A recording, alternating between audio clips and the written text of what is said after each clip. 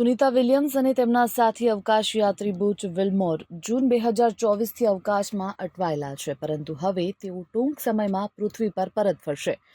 બંને અવકાશયાત્રીઓ બોઇંગના સ્ટારલાઇનરથી માત્ર 10 દિવસના પ્રવાસ પર ગયા હતા. જો કે તેમના અવકાશયાનમાં ખામી સર્જાવાને કારણે તેઓ હજુ સુધી પાછા ફરી શક્યા નથી.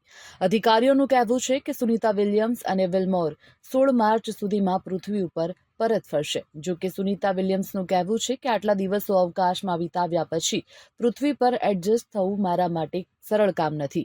મારા માટે પૃથ્વી પર ચાલવું એ કાંટા પર ચાલવા જેવું છે. હવે તો હું ચાલવાનું પણ ભૂલી ગઈ છું. ધરતી પર પાછા ફર્યા પછી પણ સુનિતા વિલિયમ્સ પોતાના ઘરે નહીં જઈ શકે. પહેલા તેના ટેસ્ટ કરવામાં આવશે અને પછી જરૂરી સારવાર કરવામાં આવશે. ડોક્ટરોનું કહેવું છે કે અવકાશથી પાછા ફર્યા પછી એવું લાગે છે કે તેમના શરીરમાં કોઈ તાકાત જ નથી રહી.